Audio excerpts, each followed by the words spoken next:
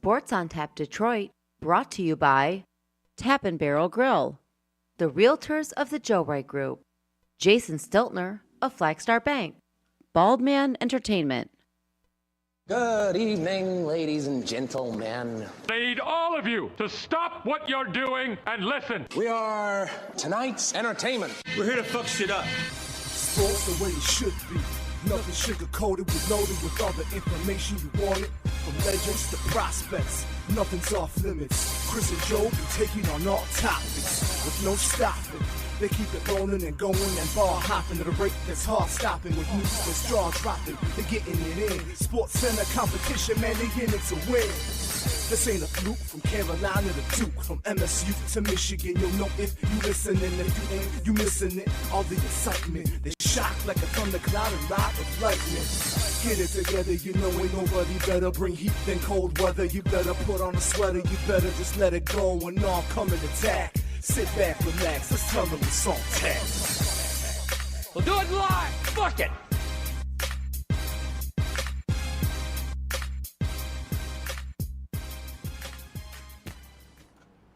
Welcome to episode 172 of Sports on Tap Detroit. Alongside Joe Waddell, I am Chris Scott. Joe, how are you? I'm good, man. How about you?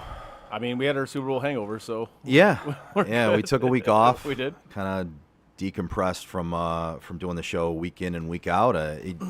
Having full-time jobs and full-time lives and everything else other than that everybody else has. Throughout the football season, it does get a little bit grinding. It does. Making sure we're here every week, doing a show every week, making sure we're here for our sponsors every week. You know what I mean? Like it definitely gets to be a little bit of, all right, we need a little bit of a break. We now. need a little bit of a break. So generally we take about a week. During the summer, maybe two, because it's summer. There's not a whole lot going on besides the MLB. I love that you said it. But it's good to be back. Since our last show, I can't believe we're actually going to do this because we rarely, if ever, start off with hockey. I know. But we're going to start off with hockey. I like it. Yes, I do as well.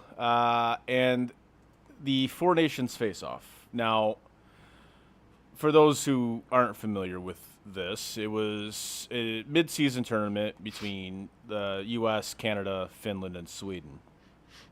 Now, would I like there to have been more teams in it? Yes. But given the geopolitical climate, Russia is just basically banned from everything. And that sucks because Russia's hockey team would have been really, really good. It sucks for sports' sake. It does. But that being said, they did the best with what they could. Now, as much as we crush Gary Bettman in the NHL, and deservedly so, because they've done a lot of stupid shit over the years, I got credit where it's due. They nailed it with this tournament. They hit a grand slam with this tournament.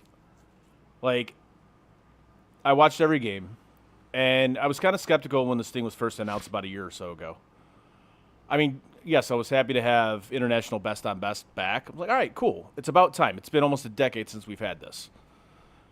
But I was kind of skeptical because I thought maybe it was going to be kind of like a glorified All-Star game. No, it was anything but that. The first USA-Canada game on Saturday night was theater. As the kids like to say, it was cinema. It was cinema. Because it really was.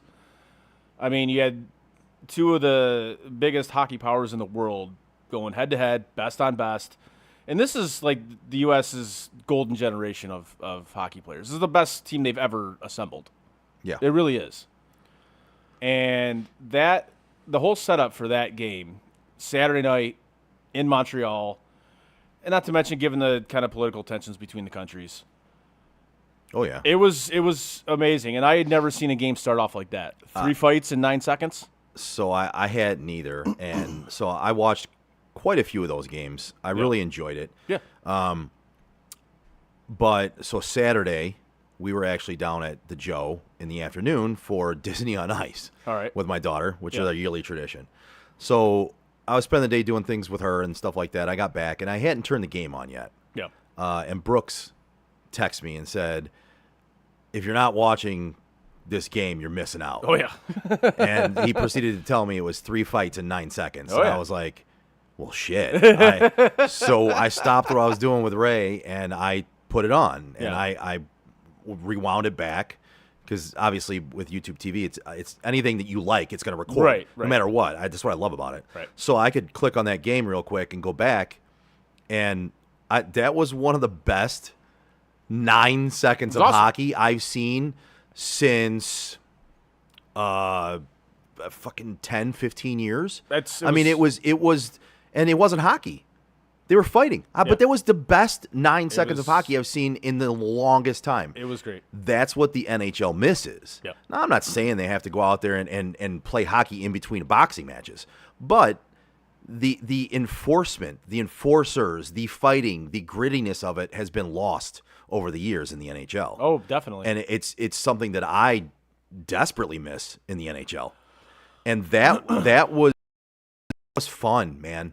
It was some of the most fun hockey to watch. And I had literally said on Saturday when we were at the Joe, I was like, I'm really frustrated that they take time out in a season to do this. You know what I mean? Like, I was frustrated with that at first. I was like, I don't know why. Like, I love the concept, but why are we doing it in the middle of a season? We're going to stop a season for this?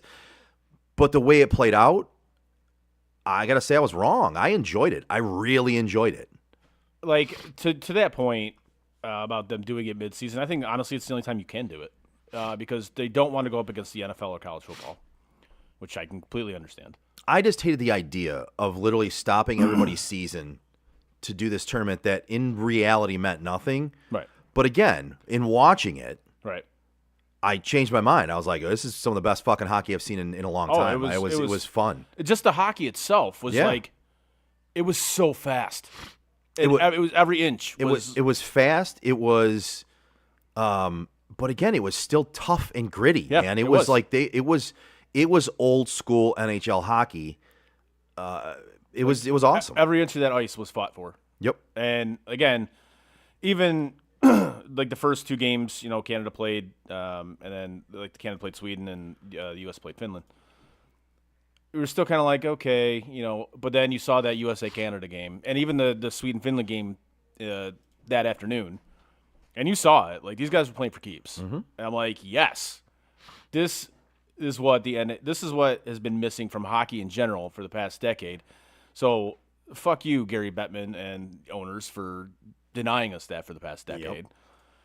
But credit to the players, because they, in the most recent CBA, they pushed hard for this, just for international best, not best.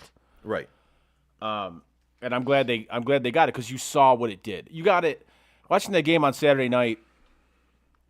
People that don't know the difference between a blue line and a clothesline were into it. Yep. They were watching it. They were like, just let's go. This is awesome. Social media that night, the day after, like, that's all anybody was talking about was that game, the fights, just how good of a hockey game it was. One, and here's the thing too. Like, you can say whatever you want to about national pride and country pride and all that stuff. I don't care what side you sit on. I agree with one side more than the other. But if you're talking about that aspect of it, I loved it. Mm-hmm. I loved it. The players were genuinely pissed off that the national anthem got booed. They were pissed, and they took it out on the ice, and that was fun. National pride. Right. It was awesome. Like, we've talked about the national anthem stuff, probably more than we should, but yeah. But in that aspect, I liked it. I like to see the fire in them, man. I enjoyed that. That's what international hockey should be about. It is national pride. Another thing I loved about the tournament is the refereeing. They let the boys play. Yeah. I'm like, yes, that's the way it should be right there. Let the fellas decide on the ice. None of this 8 power plays per side bullshit, and that's what's going to suck coming up next year when they go to the Olympics. That's what it's going to be. That's what's going to be. Yeah. It's going to be 1 million power plays per game because it's just the IIHF officiating is so much different from NHL officiating. Well, and what we want to see for international play and for the Olympics is what we just saw. Absolutely, but that's what we want to see. But you're not going to get that. Nope. And that's what sucks is you're not going to get that. You're gonna see a bunch of skill. and you're gonna probably see a bunch of highlight reel goals and shit like that. Yeah. But you're not gonna see that type of No. physical play. No. You're not, and that sucks. But that's what hockey misses at this point. In my opinion, that's what hockey misses. Yeah. Because yeah, you see some spectacular goals and you see some fast hockey. But to me, that's not what the NHL is and was, right? When I grew up watching the NHL, where it was, yes, there was finesse and there was skill, but there was also plenty of toughness. Oh, big time. And you needed that. But we've talked about that with Frank, because obviously his brother is Yeah. coaching high school hockey, and they're teaching that shit now. Like, you can't hit anybody I know. anymore. They're I know. teaching this shit. It's absurd. And man. that's why, like, when you see in an NHL game, when you see somebody just get lit up, everybody's quick to, oh, that's a terrible hit. He should be ejected. It's a dirty hit. And when in reality, the majority of the time, it's a clean fucking hit. Yeah. It's just we don't see him anymore. Nope. So you think it's automatically dirty, like he leaped at the guy or he hit him in the head or Right. whatever. And again, you're not taking physics into the equation. Yeah. You know, because again, Wait, we physics is a thing? yes. That's a thing? Okay. But you don't see it anymore. So like that game, the games of this past tournament, you were seeing guys just get dump trucked. Yeah. It was awesome. Yeah. And so again, I give major credit to the NHL for putting this on and absolutely nailing it. Like I said, they do a lot of dumb shit. They got a lot of shit wrong. This definitely was not one of them. They nailed this, and credit to them. What I like about it is they're finally coming up with kind of like an international schedule, which is outstanding. So obviously the Four Nations. This is the last you'll ever see of the Four Nations. This is not going to be a thing anymore. It was more of like a stopgap, just to kind of get international play going again. So you had this, and then you're going to have the Olympics next year, and then they're going to take a year off, and then they're going to do a World Cup of hockey, which hopefully will have Russia and the Czechs and Slovakia and all those countries in it. And that's what you need. You need that. You need the other. need the I other think countries that's in it. yeah, and I understand the Russia thing. I really do. Like this was cool for an appetizer, Yeah. and it Well, and it did its job. it did its job. It got people talking that normally wouldn't talk about hockey, talking about hockey. Yep. Well, and it got people like you and I. I mean, you still talk about hockey, and I still watch it. But I'll be honest with you, that was the most fun I've had watching hockey in years. Oh, it was great. Like just going, like we went out for a couple of the games and just seeing bars. They were packed. They were Yeah. filled. Just watching the game, and like this is cool. And I people dig who this. really didn't know hockey, too. Exactly. Like that, which is fine. Like But that's fine. Go out there and watch the game, even though you don't really know it. Yeah. Enjoy it, because that was fun. It was. It was great. So I like that they're doing kind of like what European soccer does now. Is they're doing like a tournament and then Olympics, like the Euros, and then do like the World Cup. Yeah. I like that. I think that's fantastic, and I'm glad they finally got to the point where they have like quote an international schedule now. Yeah. I mean, yeah, is it going to be crazy taxing on the players that are going to be involved in this? Oh yeah, big time, Yeah. like big time. But I mean, you get a chance to represent your country. You get to play the best players in the world. You get to play the best hockey you'll ever play in your life. Yep. And it was kind of funny. So after the Four Nations was over, and going back to just regular NHL hockey, it's just like, Okay, I'm glad you said that. oh, I'm glad you said that, because it was the same way to me, right? like this is an adjustment. So I watched that, and I didn't watch a lot of NHL hockey leading up to that. I watched some games, Yeah. right? Yeah. But then I watched the tournament. I watched quite a few games of that tournament. Yeah. Right. And afterwards, I sat down to watch a game, and I was like, This is This this is not the same. this is not. This is not This is the not what I same. wanted, man. See, what I think they should have done is because like teams were playing like they had a day in between like the end of the tournament and the NHL starting back up again. Right. Which I thought maybe give them a couple days and then start the season back up. Let especially the guys that were in it. Yeah. Let them give them a couple days. Like two of the players for the Leafs, Marner and Matthews, like they had back to backs. They had to play Saturday and Sunday. Ooh. Like that. That's especially, and you heard it from like a lot of the players that were involved in this tournament. They were like, that tournament was mentally and physically draining, and I get it because those were like playoff games in the middle of the season. So I think they should have had a couple days in between the end of the tournament and the start of the regular season back up. But yeah, going back to watch regular season hockey was just like this is not the same. this isn't the same. This isn't the same. Now, In the words of Cat Williams, well, this ain't the same. this ain't the same. This definitely was not the same. But what I love about this is they did it during NBA All-Star Weekend, Yes, and just absolutely blew that out of the water, of course. which I'm very excited about because the NBA's product, you have a problem, David Silver and the NBA. Your product is absolute trash. Your own players are actively bashing your league. Like, you have Kevin Durant bashing your league. You had Draymond Green bashing your league. They had Draymond Green during the I don't know if it was during the All-Star Saturday night or the actual game itself, but he's like, this league is trash. It's off. It's boring. There's no substance to it, and he's right. This is one of the reasons Not why wrong. this is one of the reasons why your viewership has severely declined, is because your league is trash.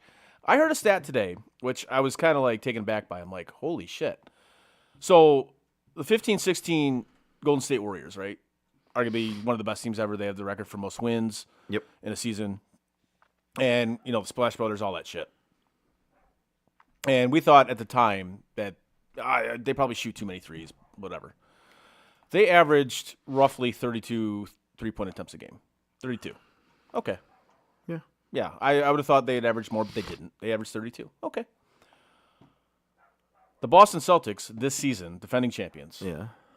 they average 48 three-point attempts a game. You want one of the reasons why your league is dying? That right there. It's a glorified three-point competition. That's all it is. And when Draymond says there's no substance in the league, that's what he's talking about. Yeah, I mean, Like, there guys isn't. get fast breaks and they pull up for fucking three. Yep. Like, what the fuck are we doing here? It's become a game of just, it's basically who shoots the better 3-point shot. That night. Yes, that's what he said. That's all it is. That's is- like one of the things he said. He goes, "This is what our league is now." Well, and guys like Draymond and the bigger guys, that they're And I'm not a fan of Draymond by not any either. means, but I'm I not agree either, with but- him 1,000,000% on this. the NBA to me is unwatchable. Yes, it is. And I hate to say it because Detroit's actually picked up here, and Cade Cunningham is one of the better players in the league. Yeah, I can't turn it on. like I can't tolerate it. I can't watch it. and that's the thing. Like with the Pistons being like good and relevant now, like I wanted to be like, yeah, I wanted to get into it. I'm like, and we've talked about this. Yeah. Like that's kind of the only time both of us gotta pay attention to NBA basketball is when the Pistons are good or relevant. Right. I don't devote my time to it. No. Outside of if they're good. And now if you're good and if you give me a reason to watch, I'll watch. Right. But even now, It's hard I can't really watch because it. it's like this product is trash. Garbage. Like last week they had a game on at the bowling alley. I watched it for a little bit, but it was like I'm not going to make it a point to put it on. No. I'm just not going to do that. Now, if they make the playoffs, maybe I'll put it on. But even that, I was gonna say I'm like, if I miss it, I miss it. I really don't care it's definitely on the fence maybe for me. because just the product itself is just so fucking bad. And people don't. No, it's not. Like you had it, and this is another problem. Like your golden boy, your goat, fucking. Oh God. Like a few hours before the game, the All-Star game started, like he ducks out, he Yeah. dips. Nope, not Didn't gonna do play. it. He's like, Yeah, I'm not gonna do it. well, how did you not know at least the night before, 2 nights before that you weren't going to play in this thing? He if did. you were that hurt, He did. you could have gave somebody else a chance to play in that game.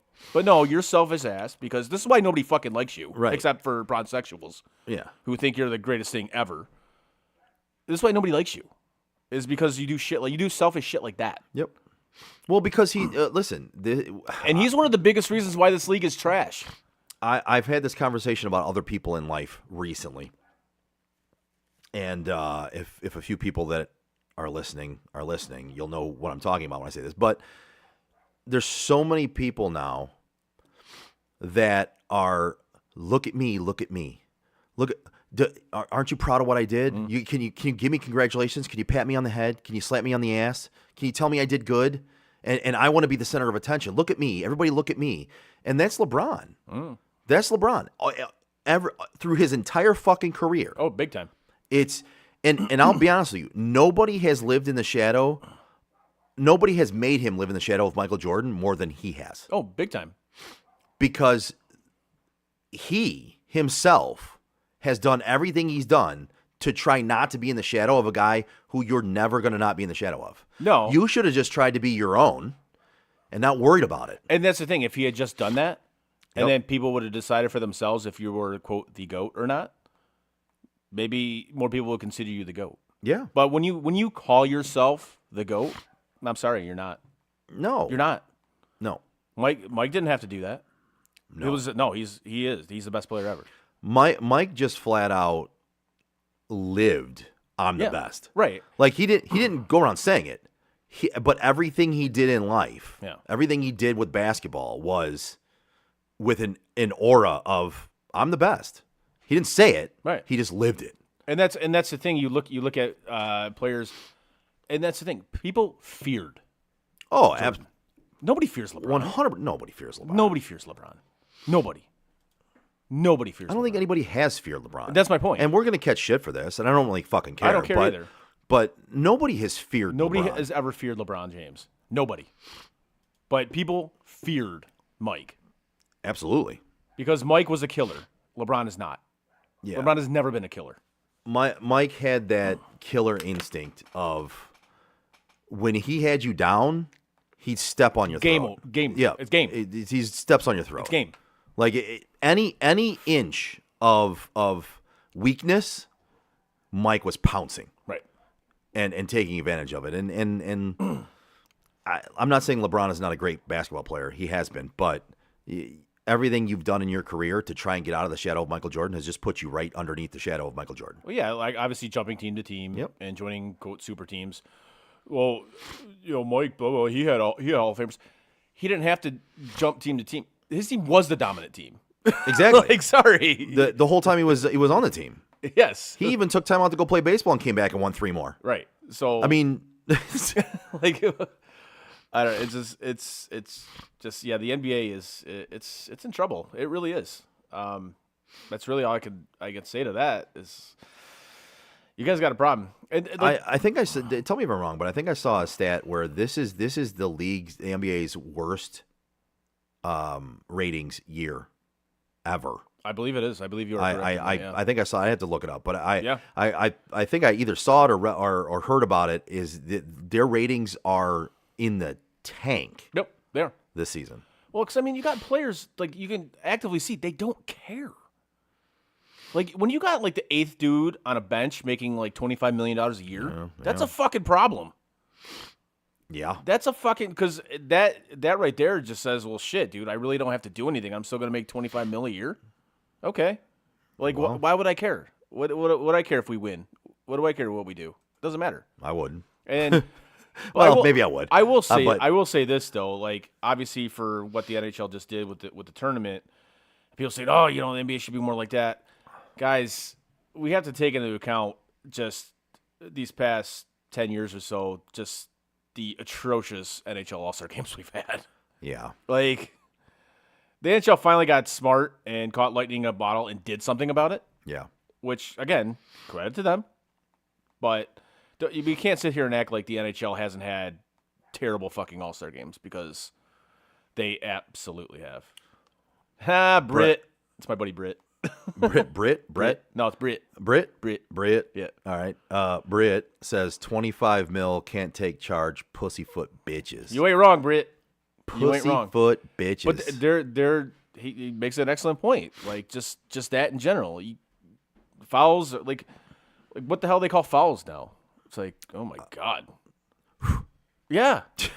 like fouls, now that would have that are called like flagrant ones or flagrant twos would have been, hey, common foul.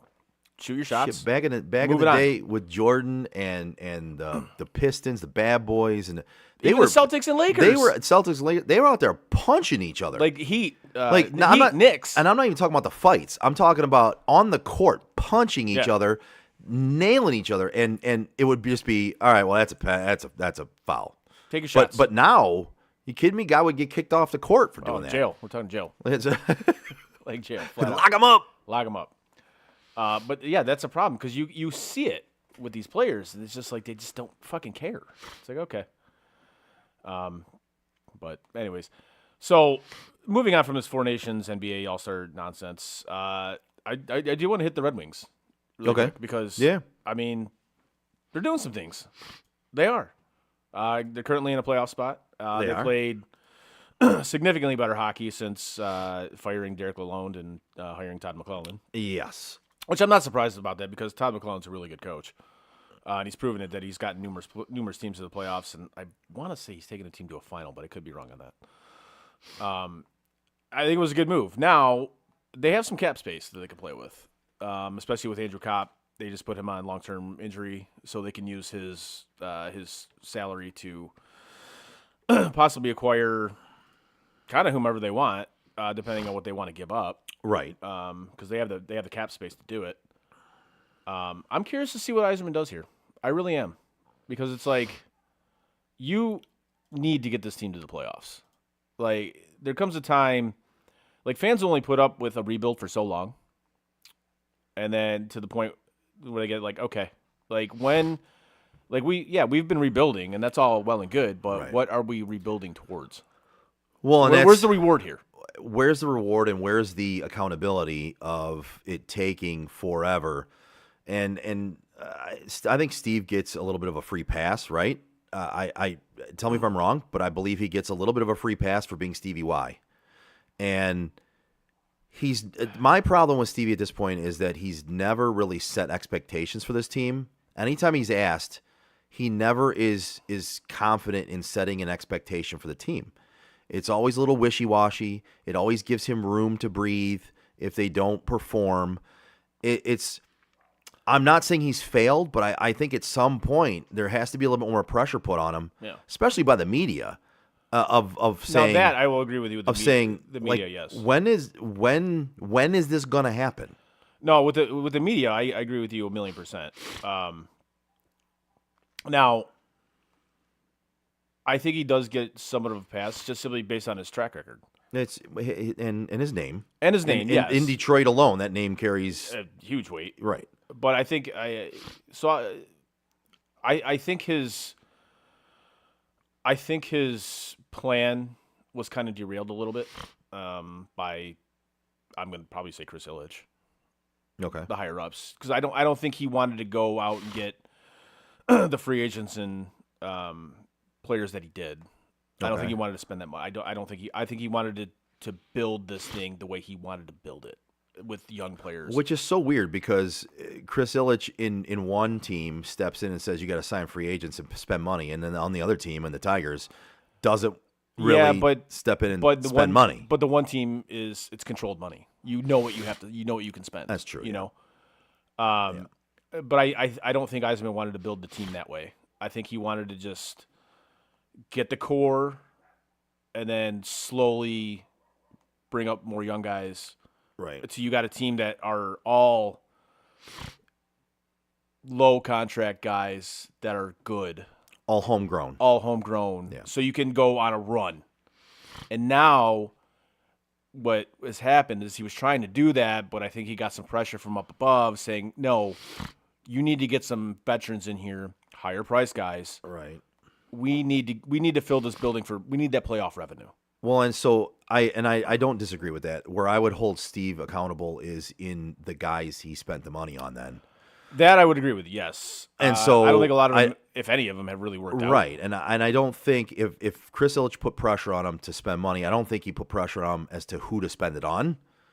Really? I think that was up to Steve. And that's where I would also come in and go, all right, yeah, I might agree with you. Maybe he wanted to build a different way, and maybe he got some pressure, but it's where he spent it too, where you look at it and you go, man, like that just was the wrong choice, bro. No, and that I agree with you wholeheartedly. I don't think he spent that money wisely. I don't think he was told on who to go out and get. Right. But I think it was kind of mandated that he go out and bring in some veteran guys, which clearly, whether it's coaching or whatever, it clearly didn't work. It clearly didn't mesh. But you're seeing some of the guys that he brought in now. It's Well, and here's the thing too, though, is you can also hold him if you're gonna praise him for getting rid of Lalonde and getting McClellan, then you also should, in the same breath, criticize him for the fact he didn't do it sooner. Yeah. Because I think we all know that needed to happen sooner. It did. Than it did. Especially with if McClellan was going to be your guy, he was available. Mm-hmm. You could have got it. You could have got him before the season started. Absolutely. Now, do I think he wanted to give Malone a little bit of a leash this season just to kind of see if it was going to turn around? Because of their history? Maybe because of their history, which I can understand. Yeah. I mean, I don't know. But obviously, he pulled the plug early enough in this season to kind of turn it around, and you've seen what's happened. They've turned it around. They're in a playoff spot right now. Yep. I believe that if the season ended today, I think they'd be playing the Leafs in the first round. Oh, that'd be fun. So, And speaking of the Wings, I just now looked at. I've been getting shit from a couple of people at work about the flag, the Red Wings flag on the computer monitor. yeah. About how it's slumped over or whatever. And now that I'm looking at it, I might try to fix it. But here to whoever's out there listening, if you're listening and you're one of the people that said this to me, it's not slumped over. What it is there's an out in the monitor that pushes the flag out in the middle. This monitor is from like 1984. Yeah, it's an old monitor, and it pushes out in the center, so that's what that is. It's not slumped over. It's hanging securely at the top. Yes. In both spots. It's just the monitor comes out in the back. Yeah. And makes it look weird. So I might have to fix that. But I'm not going to do it right now, and I know if the people who said something are watching right now, it's bugging the shit out of them because they told me it does, and I'm just going to leave it right now because I hope it really is bugging the shit out of you. Right.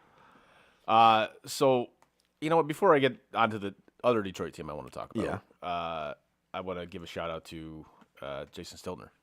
From Flagstar Bank. That's right. If you're a homeowner or looking to be a first-time home buyer, give Jason Stiltner, Senior Loan Officer at Flagstar Bank, a call today at 248-752-3631. Jason has great mortgage programs for first-time home buyers, including down payment assistance options and excellent interest rates. Again, give my guy Jason Stiltner from Flagstar Bank a call today at 248-752-3631 and get the excellent service you deserve. Flagstar Bank, Equal Housing Lender, member FDIC, NMLS number 27546. Yeah.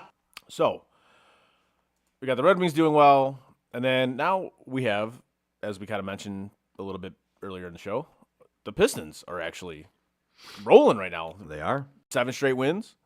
They're firmly in a playoff spot right now, which is outstanding. Cade Cunningham is finally playing like the guy we thought he was going to be when they drafted him. Mm-hmm. Credit to them, man. It's kind of funny. You look at this. It's almost kind of like a parallel to the Wings in a sense, because you look at the roster for both the Wings and the Pistons. Not a huge change from last year to this year. No.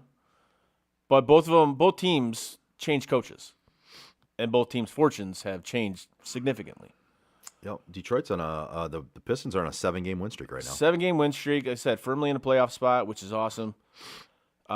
It's just amazing to me that the team last year was so bad. Mm-hmm.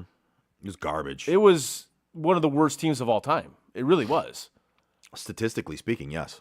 And then you look at this year, and you're like, how did that just dramatically change just by like literally changing the coach? I mean, yeah, you brought in a couple guys, like whatever, but you didn't dramatically change your team. No, the roster wasn't dramatically changed. And, like it's not like you brought in a superstar or anything. But that just goes to show you, though. So coaching is huge, right? Here we go. We got a fight going on. Maybe. Oh, they're gonna break it up. Yeah. So this is what I hate about the NHL. Lame. Don't break it up. Let them go. Let them fight. Yes. Anyway, so coaching is huge, but also in the fact that a coach that doesn't resonate with the players can lose them completely really easily. Especially in the NBA. And so it's not just poor coaching, it's the fact that the players quit too. Yeah. And they just don't listen, and they don't care. I think that's one of the biggest things that happened last year. And I can tell you that I think that's one of the biggest things that happened. And I can tell you that in life, in general, in companies, you will see that too. So if you want to equate management to coaches, a poor manager, a poor supervisor will lose all his staff, will lose all motivation from everybody. People are willing to come in and work, but then when you lose them, you lose them. Oh, it's over. A bad manager, a bad supervisor can kill a department or a company so easily. Yep. Can confirm. Like, I've seen it numerous times. Yep. It's I thank God I work for a really great one right now, but I've worked for a lot of shitty ones. I work for a tolerable one. I'll leave it at that. You work for a tolerable, yeah. Yeah, tolerable. Not good, not great, not bad, tolerable. But yeah, so like I said, credit to the Pistons. Looks like they're finally doing their thing, which is cool. Yeah. And like you said, they're firmly in a playoff spot. Yep. It is kind of almost miraculous. So you look at last year's team and look at this, and you're like, man, they were statistically one of the worst teams ever last year. Ever. And it just so that's the key word, ever. Ever. And like I said, it just kind of goes to the point that I guess coaching somewhat does matter in the NBA. Yep. So again, credit to them. That's cool. So and even in coaching, management, whatever, your message can be the right message, but if you don't deliver it in the right way, you lose them, and it doesn't matter what your message is at that point. no, it just goes. If you lose them, you one ear lose and them. out the other. Yeah. I mean, it's kind of like a coach. He might have been a good coach, Yeah. and that's all well and good. That's fine, but coaches have shelf lives. They just do. It gets to the point sometimes where 100%. the best, and I think this is what's going to happen with Dan Campbell. I think this is 100% is what's going to happen with Dan Campbell. The rah-rah shit's cool for a while, Rah rah. and then it gets Sis to the boom point bah. where it's like, all right, dude, like enough. Like, I don't Well, care. I don't care anymore. Like, Yeah. it's just going to go right in one Sorry, ear, that- not the other. That impression of Dan Campbell actually came out like Pat Caputo. That was my fault. You did actually. you know, I know who you yeah, are. I know who you are. I want to talk about baseball. I covered the Tigers. I cover the Tigers for years. And I know what I'm talking about. Yeah. So, well, since we kind of brought up the Tigers here a little bit, spring training's on its way. It's already begun, which I'm very excited about. It's one of my favorite times of the year. Just being able to watch a spring training game, which I did the other day, even just listening to it on the radio, hear the crack of the bat. It's like, okay, warm weather's coming. Yeah. It's something to get excited about. Obviously them coming off their playoff run last year. There's something about just the sounds of baseball. Yeah. It's so weird.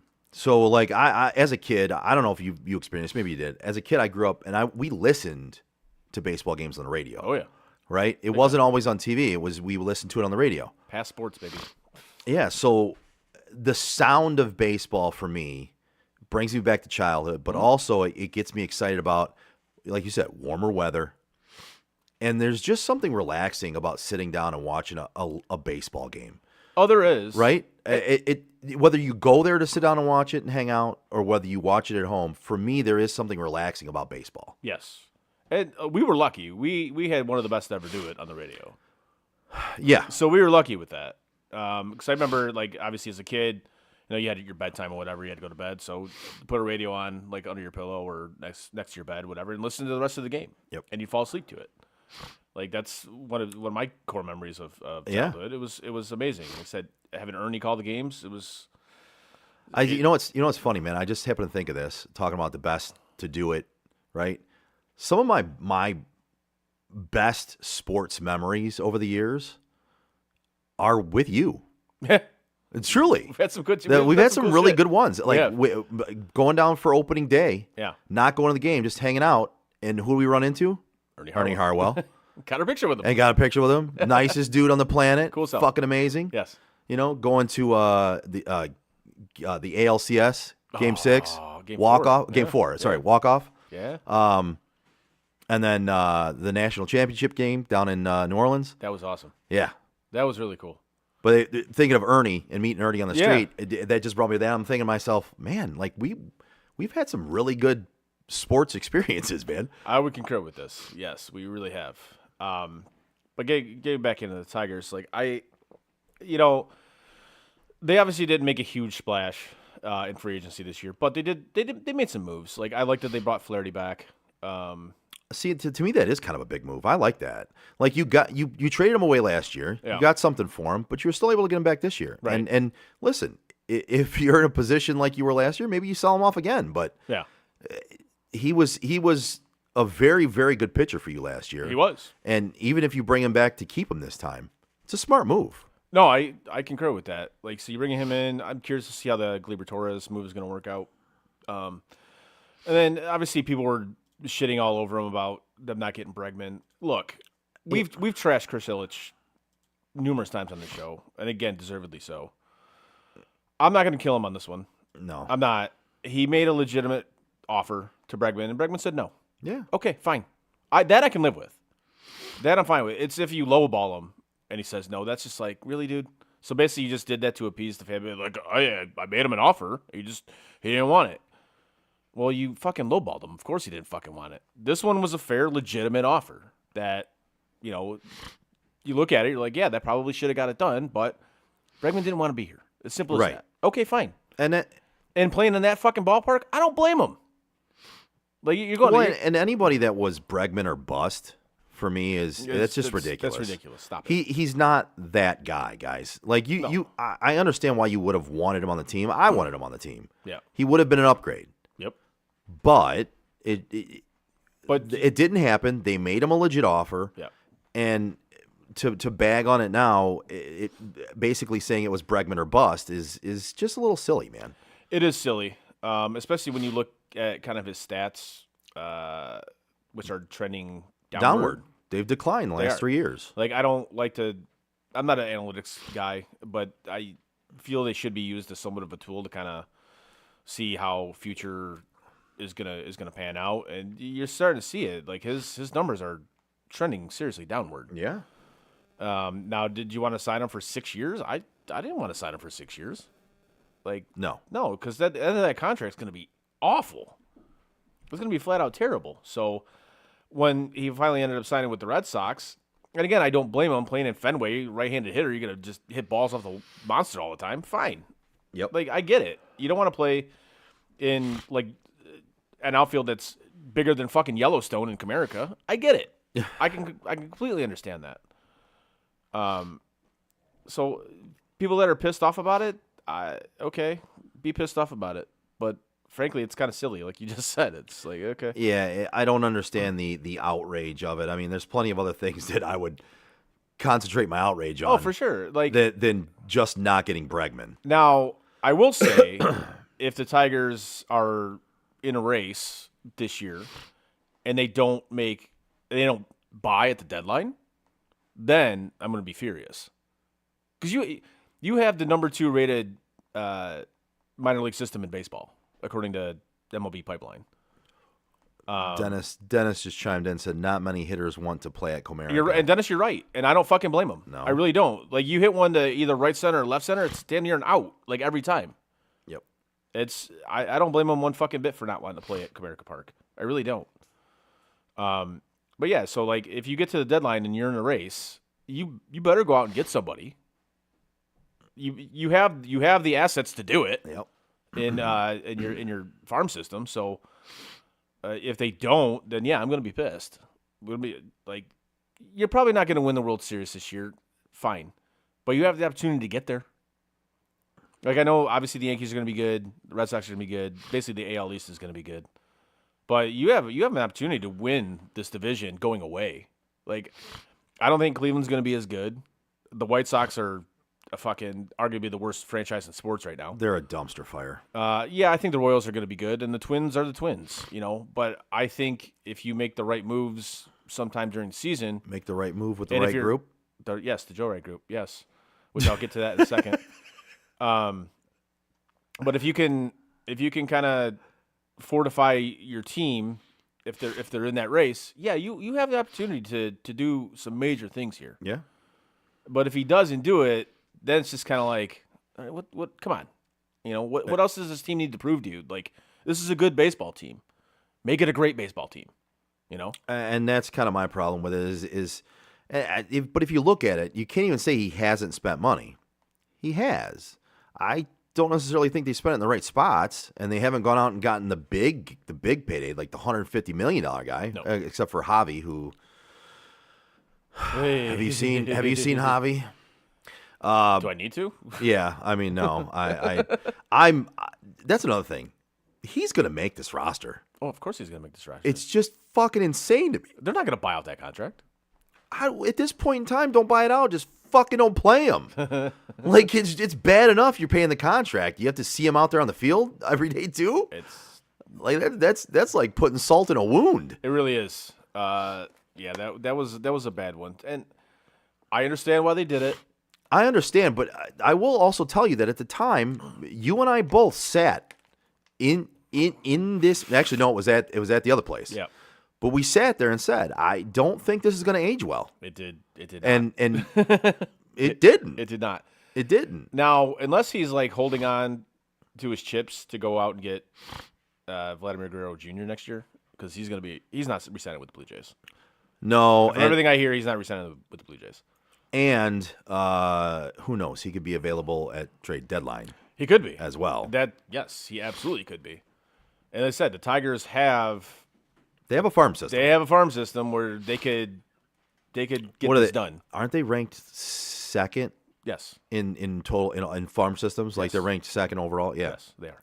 So they have assets that the Blue Jays could covet, and they could do.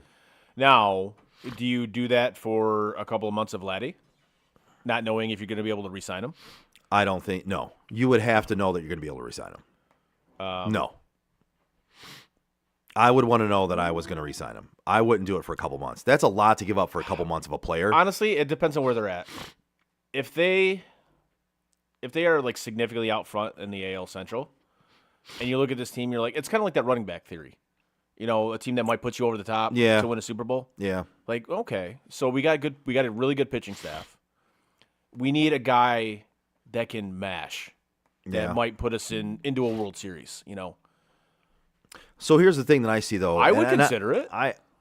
I'm not totally against it, but what I'm going to say is they do have such a good farm system. They have some really good guys down there. Yes, they do. I would hate to see them mortgage that future Yeah. for a few months of a really, really good play. You know what I mean? Like, because if you don't, at that point in time, if you don't win the World Series, you've wasted your talent trading it away for him for a few months. Right. You know what I mean? Like I would have a hard time swallowing that pill. You know what I mean? I get it, but I wouldn't. If that were to happen, I wouldn't crush it. I'd be like, okay. You know, we bitched and complained about you not doing anything, and you finally did it. Yeah, but see, in that case, we want him to spend money, right? We want Right. him to go out and get the free agent, not trade away your entire future for a guy that you can't re-sign. Right. You know what I mean? So that my criticism is spend the money. This team is ready. Spend the money. Yeah. Right? Now, if you're going to go out there and trade for him and basically assure him and you have a deal done, like you're going to pay him the money. Great. God, if you Great. if you could pair him with like Riley Green in that lineup, Yeah. So what's going to happen with Torque? Is he done? I think he's done, man. I do too. I think he's done. And I do too. It pains me to say it, but I think he's done. And the fact that they have this new, like, hitting mechanic machine, whatever, either in spring training or up north, and he literally just said, "No, I'm not going to use that." Like, to me, I'm just like, dude, really? Wow. Like, are you really? You're going to be that guy? Yeah. When you have no right to be that guy. You have zero. He's like, I just like to hit off feel. What do you like the It- feel of air when you fucking whiff? So the hit off the feeling. How has it been feeling when you haven't hit the ball? Like, because I mean, they've basically said, like, going into the season, like, he doesn't have a spot. No. Like, you're gonna be off the bench, dude. If that. If that. I'll be honest with you. I think he starts out in AAA. I wouldn't be shocked to see it. I really wouldn't be. Now, that comes into our trade chip. Yes. No, he's one that I'll be honest with you. I would not be surprised if he got moved before the season started. I don't think that's gonna happen. But if it happens, I wouldn't be surprised. No, I wouldn't be surprised. Because I'll be I honest don't with think you, it's gonna happen. if I was the Tigers right now, I'd be thinking the longer it goes, the less he's going to be worth. Yeah. Truly. Yeah, it's hard to disagree with that. And this is where I come back to the whole Vladdy situation. It's like the Blue Jays could have re-signed him like 2 off seasons ago for what, $250? Mm-hmm. You know, 10 years, $250, whatever. I think it was somewhere around there. Yeah. And they just waited and waited and waited, and then they did the Angels thing. oh yeah, Yeah. so they have a decision to make this season, depending on how their season goes. Do we keep him? And Knowing you're not a legitimate World right. Series team, or do we trade him for something, or let him walk in the offseason for nothing? Well, so I think we know the answer. What should happen, right? Yes. I mean, we saw what shouldn't have happened with the Angels. Yes, with Shohei. Yeah. Yeah. So I mean, you have to get something for him. You have to get something.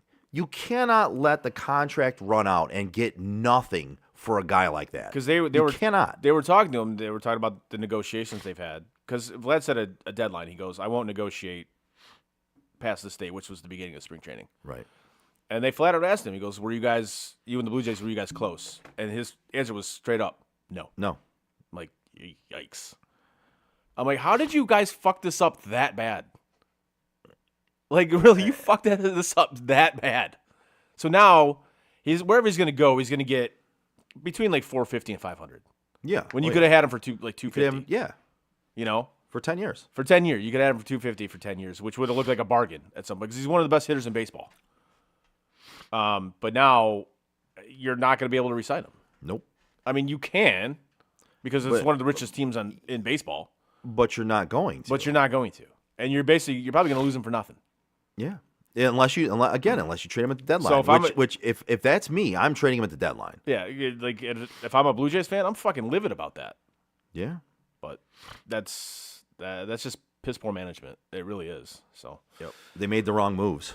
But you know who makes the right moves? I do know who makes the right moves. That'd be the Joe Wright Group. Whether you're buying or selling your home, now is the time to take advantage of having the expertise of 3 real estate agents for the price of 1 on your side. Make the right move with the right group, the Joe Wright Group. Give Craig Joe Wright, Mike Bush, and Shane Wilson a call today at 248-535-4750 to fulfill all of your real estate needs. There you go. Yeah. So I wanted to hit on this really quick because I know there's some things that you wanted to hit on as well. I had a baseball topic too. Oh, do you? I do. All right, let me hit this really quick. We'll fucking do that. So, I got to hit on this the cesspool that is social media, and people just not reading stuff and just taking it as gospel. Yes. So last week it was before bowling, and one of the guys I bowl with, he's running around the bowling alley yelling, "The Lions got Garrett! The Lions got Garrett!" And I'm like, "No, they didn't." He's like, "No, they did." I'm like, "No, they didn't." No, they didn't. He's like, "No, it says right here they got him." I'm like, "Dude, no, they didn't." Now, in that instance, and we do this because we don't want to sound like fucking idiots. When something like that goes down, whether it be in the NFL, the MLB, etc.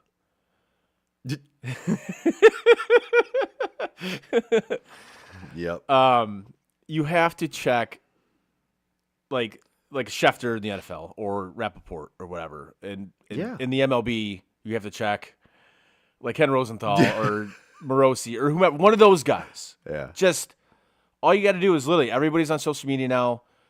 Quickly go to Twitter, type in the dude's name. Dennis just says Red Wings are in trade talks for McDavid. Sweet.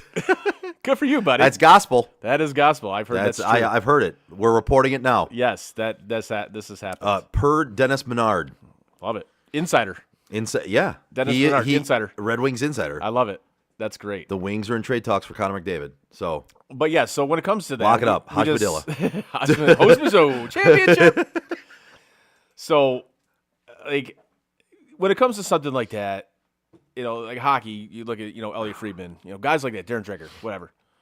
Yeah, simply just go to their fucking Twitter handle. Like, did this actually happen? And you'll know in 2 seconds. With NFL anything, for me, it's Schefter and Rappaport. Right. That's it. I go to those 2 sources. If those 2 sources are not claiming it, then I don't think it's happening. No, exactly. I'm not going to spout out. Like, I saw one on Twitter today where, like, somebody posted that Joel Embiid, who plays for the Sixers, he was retiring, right? And I saw responses to this. They're like, "Oh my God, I can't believe he's retiring. That's crazy. He's young." But I'm like, you guys are idiots. Look at the person. Look at the thing that posted it. It's called NBA Centel, which is basically they're telling you they're a fake account, right? And these people are just buying it, hook, line, and sinker. I'm like, dude, when it comes to something like this, go to like Shams or one of those fucking guys. Just if they report it.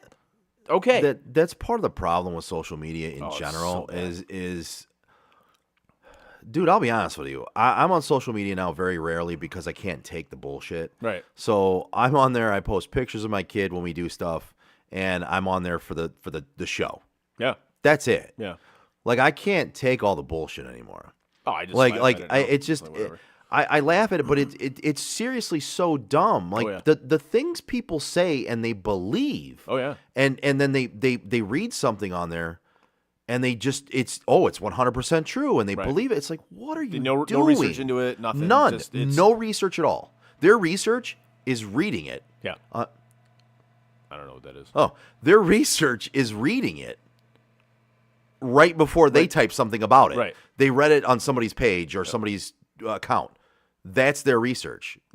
Dude, you kind of need to do more than that. A little bit. At least a little bit. At the least. I don't know. It just made me laugh, but it's also just indicative of where we're at as a society when people just like take anything they read as gospel. Yeah. You know, it's pretty absurd. It really is. Also, really quick, I just want to give a shout out to Michigan basketball, Dusty May. I mean, from what they were last year, 8 wins last year, and now they're tied for first place in the Big Ten. Dude has done a hell of a job. Yeah. Credit to him, and one of the dipshits that on 97.1, and no, it wasn't Studio Gangster.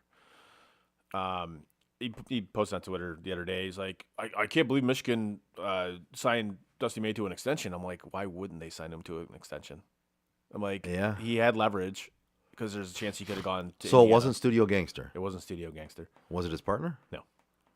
I was like, Was well, it the troll? No.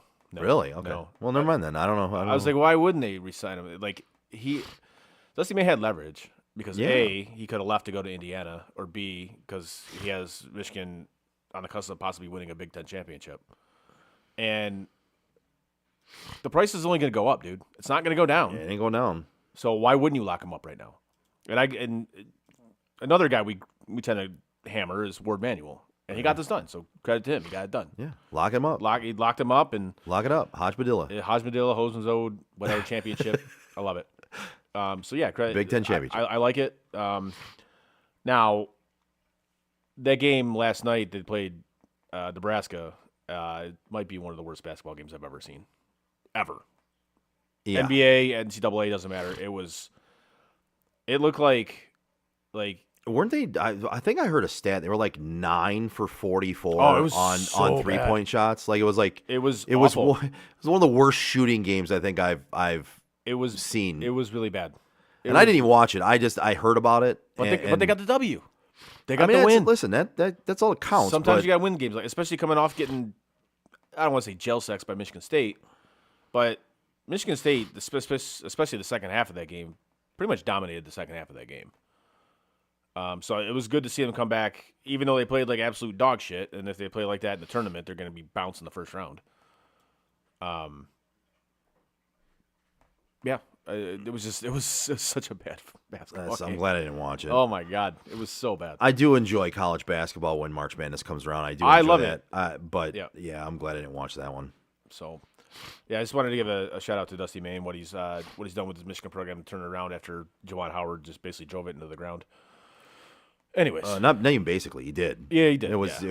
well, It's yeah. he 100%. He took a Ferrari and fucking crashed it like a dum dum. So the baseball topic I want to hit on was that the MLB is trying out the automated ball strike system challenges during spring training. Yes. And so I want to give you the thoughts that Scherzer had Scherzer hates it. on this, right? And I want to get your thoughts on it. I know Scherzer hates it. Yeah, he said. So this is what he says. He says, "I'm a little skeptical on this," and he said this after Tuesday, after his first spring start. Yep. He said, "I get what we're trying to do here, but I think major league umpires are really good." He said, "They're really good. So what are we actually changing here? We know there are going to be strikes that are changed to balls and balls that are changed to strikes. So we're going to basically be even. So are we actually going to improve the game? Are the umpires really that bad? I don't think so." I 1000% disagree with the fact that umps are really good. I would as well. Yeah. So for me, that's a laughable one right there. But what say you, baseball elite? What do you think about them trying this out and the possibility of putting it into Major League Baseball? Now, I've heard some interviews with guys who have watched the system that's already been implemented in the minor leagues. And I tend to agree with their thoughts on it. They actually like it. Even the players are like, yeah, it's quick, which I'm fine with. If we have the technology to get it fucking right, get it fucking right. That's my problem with it. Get it right. Is why Why fight this? His philosophy makes no sense to me. No, because you're gonna be you're say you're in like Game 7, yeah, and you throw a pitch that's borderline, right? And he calls it a fucking ball, and the next pitch, dude fucking smokes one that should have been strike 3. right. You're gonna be pissed about that And not to mention when you could have just challenged it, like, hey, that. Why would you rely on human? Why would you want human error to be involved any more than it has to be? I understand human error takes place, but especially it's going to take place in basketball with foul calls. It's going to take place in football with penalties. But when it comes to balls and strikes and things like that, even the NFL is trying to expedite reviews and say, wait, you guys got this wrong. This is what it is. Why would you not want that? I don't understand the thought process of not wanting it to be correct. Now, if it's going to be like a system that takes forever to get the call, then yeah, I see your beef. But from everything I've read about this, I've done a little bit of research into it.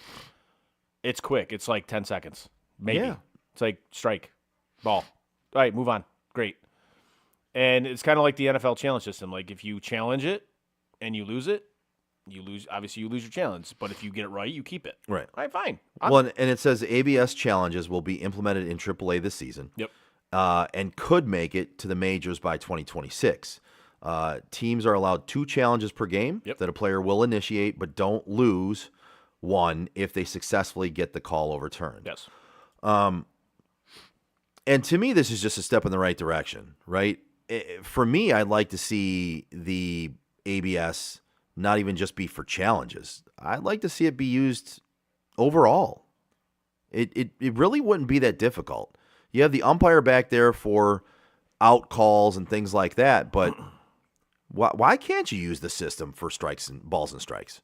Why couldn't you? I don't see what the issue is. Just for every ball and strike. Why couldn't you use it? I don't understand why we're going with the challenges part here. Because they again, like we just talked about, they want to keep the human element of it.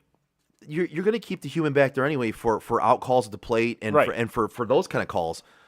But if we're going to use a system that is accurate and you're going to just use challenges to go to that system, right, why don't you use a system? It doesn't make sense to me.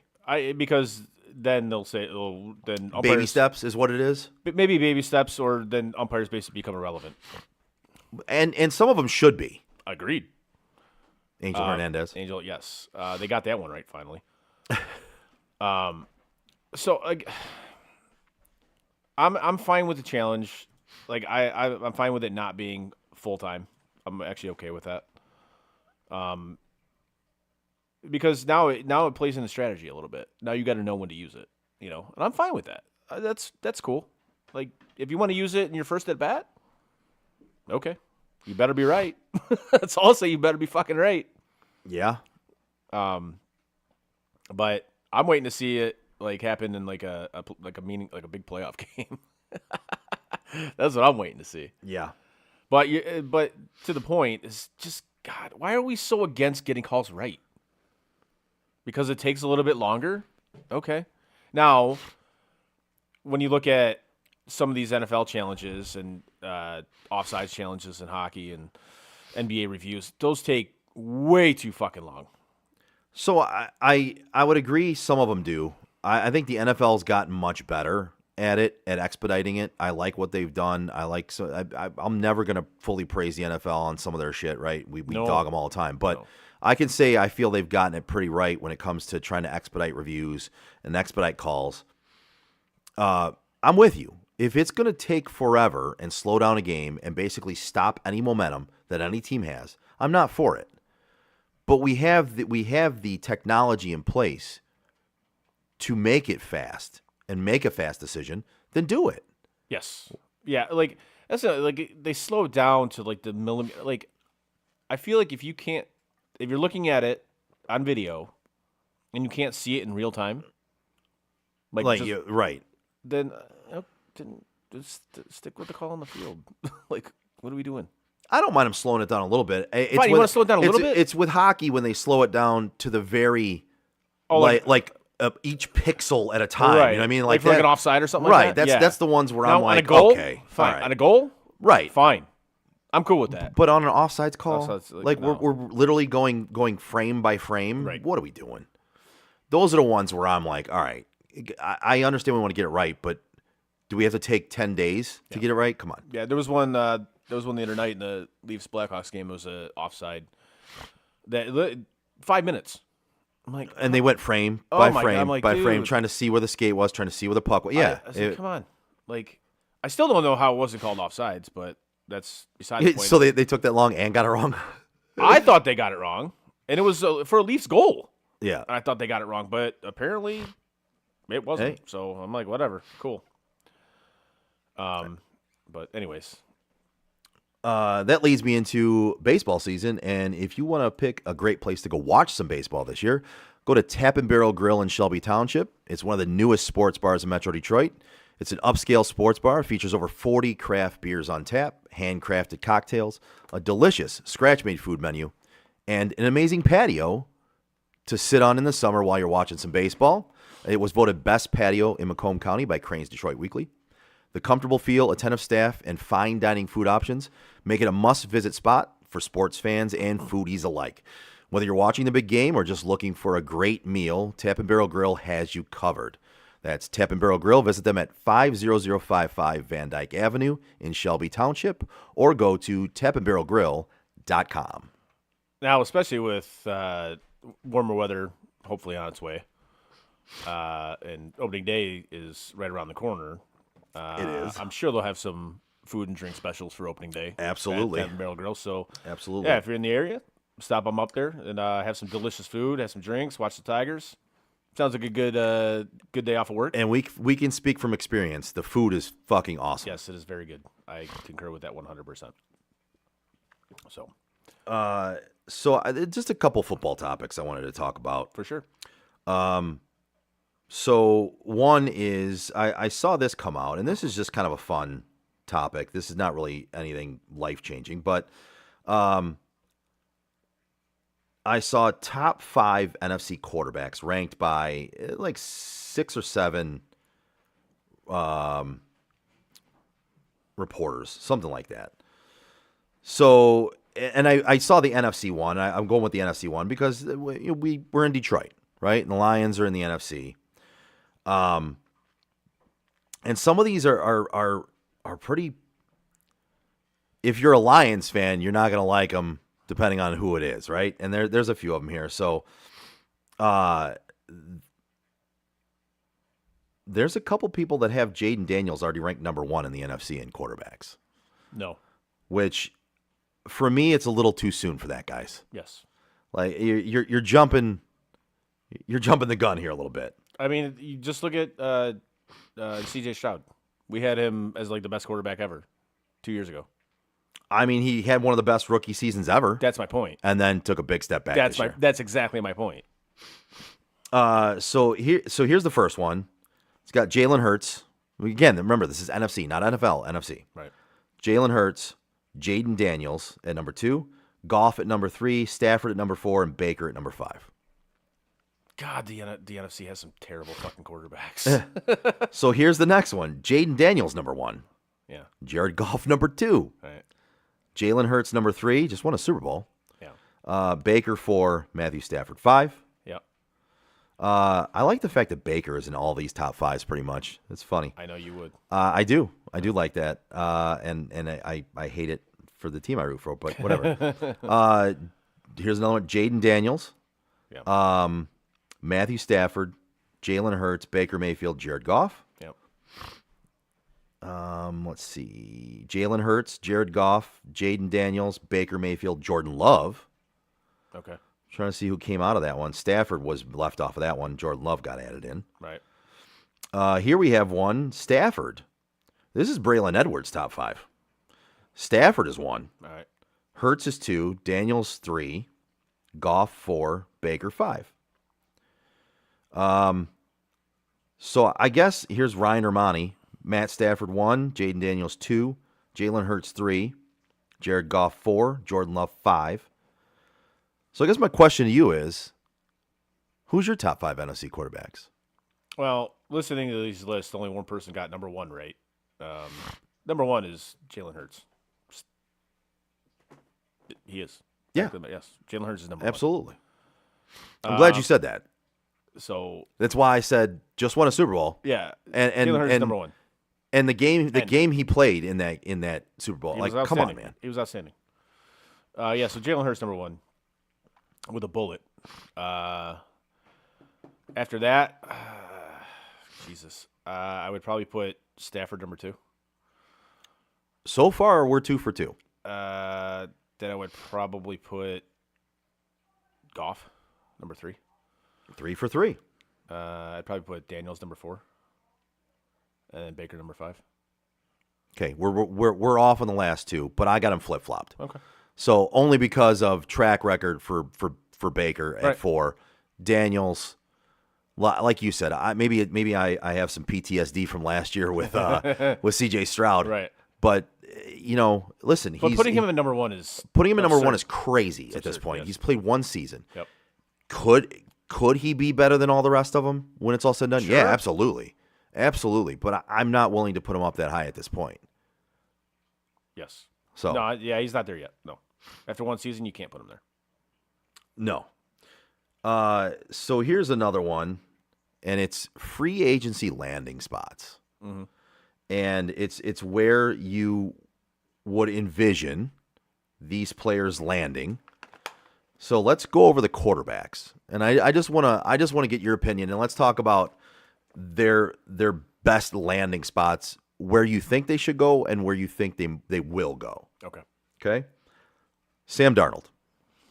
Raiders. Really? No, that was quick. Think he's gonna end up with the Raiders. Okay. Yep. Russell Wilson. Canada.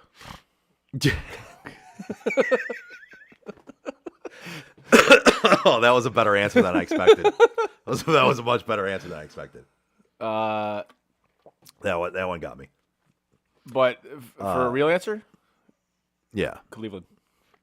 Fuck you. What did I ever do to you? The fuck, I'm man? just saying, man. I could see it. That's some bullshit. Fuck. Justin Fields. I think he's going to stay in Pittsburgh. I'm with you on that one. I think that's where he resides. Yep. Jameis Winston. UFL. Honestly, Anywhere that needs a backup quarterback. I was gonna say I don't know anywhere. So that's the thing. He will be in the NFL. I just can't pick a team right now because he's going to be a backup. I think he's going to be a backup for the Bills. I don't know. Fine. Aaron Rodgers. I think he's done. I don't think he is. He'll be on a team. I don't think he will be on a team. Really? I don't think teams want to deal with that bullshit, that sideshow. I think they saw what happened in New York. They're like, no, we're good here. We're good. Yeah. And if anything, he'll sign somebody will sign him like mid-season. I don't think a team's going to sign him before the beginning of the season. I don't. They saw the sideshow. No, I don't think teams want to deal with that shit. I don't think frankly, I don't think he's ever going to play NFL football again. Wow.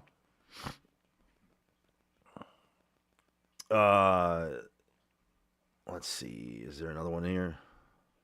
You think Joe Flacco plays another year? No. And does he end up somewhere? No. Nope. I'm going to go with he ends up back in Cleveland. That's fair. He's going to back up Russ. Don't you put that evil on me. Don't you put that evil on me, Ricky Bobby. Don't you put that evil on me, Ricky Bobby. No, and I'll tell you, I have if we're talking about the Browns quarterback prospects and what they're looking at for this next season, man, it doesn't look good. No, it really doesn't. And here's what I don't want to see them do, is I don't want to see them just draft Cam Ward at 2 because they need a quarterback. Because in my mind, there's better players to draft there that would serve your team better than Go out and get Shedeur Sanders. No. No. I don't even want Travis Hunter. Yeah. Give me somebody from the trenches. All right. You know what I mean? Yeah. Give me a D lineman. Yeah. Give me Mason Graham. Oh, that'd be nice. You know what I mean? Like Yeah. you're gonna lose Myles Garrett. Get somebody else on that defensive line. Most likely. What's it going to take to get Garrett out of Cleveland? I don't know, a private jet. I mean, you're right. No, what's it going to trade? The trade? Yes. 2 firsts and a player is what I truly believe Cleveland will need. But here's the thing, though. Because everybody knows he wants out. I'll say Miles has everybody knows he wants out. Yep. Right. So NFL teams can lowball him. they can. I would say that it's still going to take a lot. Because they'll be hard headed and they just will not trade him then. Right. But Which in turn is going to be because they fucked up so many times in the past and in recent past, where I think they're going to be gun shy to take anything less than what they think is legit, because they're going to get roasted for it, which they should. Yeah, absolutely they should. But you basically have wasted his career. Oh, big time. Yeah, for sure. And if you just stayed on the path I suggested you did, you wouldn't have. But Yeah. whatever, That'd have been fine. it'd have been perfectly fine. Yep. Yep. But so here's some of the places where it has here Sam Darnold landing with the Raiders. Yeah. But it also has him landing back in Minnesota on a couple of these. So Minnesota and the Raiders are the two that are on here for where he lands. Yeah. Russ, I will tell you that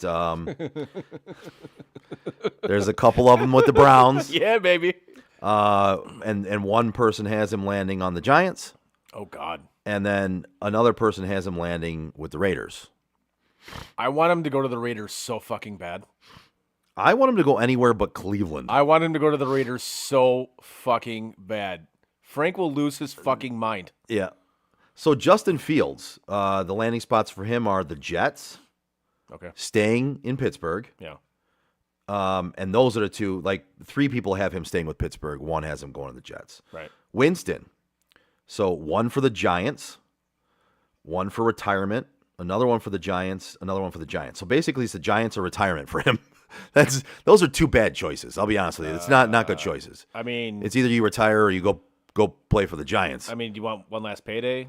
Go play for the Giants? Maybe get killed? Yeah, all right. Mac Jones, Oh, which God. I like, who really cares? But they have him Titans, Jaguars, and the Colts. And then Marcus Mariota, again, who cares? Why is he even on this list? Who cares? I don't know. But it's Washington, New Orleans, and New Orleans. Flacco they have him with the Jags, Cleveland, retiring, and the Titans. And then Aaron Rodgers, 2 people have him playing for Pittsburgh. Okay. And 1 has him playing for the Raiders, which that would be funny for I me would too. love that too. That would be funny Do for me. it. I would enjoy that. Fuck yeah. Like I would enjoy that. Would be another borderline Frank meltdown. Oh, God, I would love that. And then 1 person has him retiring. Okay. Yeah. I want to see go to the Raiders, dude. 100% go to the Raiders. Either him or Wilson go to the Raiders. I want to see an ultimate Frank meltdown. I really do. It's been a while. It has been a minute. It's been a while since we've gotten a Frank sports meltdown. Yeah, it has been for sure. I need to see it. Oh man. You got anything else for this episode? I do not. No. All right. On that note, give us a like, a share, and a follow on our social media like Facebook, Twitter, Instagram, Twitch, and YouTube. You can find all of our podcasts on your favorite podcast provider. As always, check out SOTDET.com. While you're there, click on our sponsors' links, go to their pages, give them a like, a share, and a follow, and give them your business, please. We really appreciate them. So SOTDET.com, click on our sponsors' links, and then while you're there, also click on shop. Buy some Sports on Tap Detroit merchandise. It supports us. We'd appreciate that as well. On behalf of Chris, I'm Joe. We are Sports on Tap Detroit. See you next Tuesday. And that is it for us today. No! God, please, no! Bye, have a great time. No! God! Bye, guys. No! Bye, buddy. No! Goodbye. No! Goodbye. No! It's never goodbye.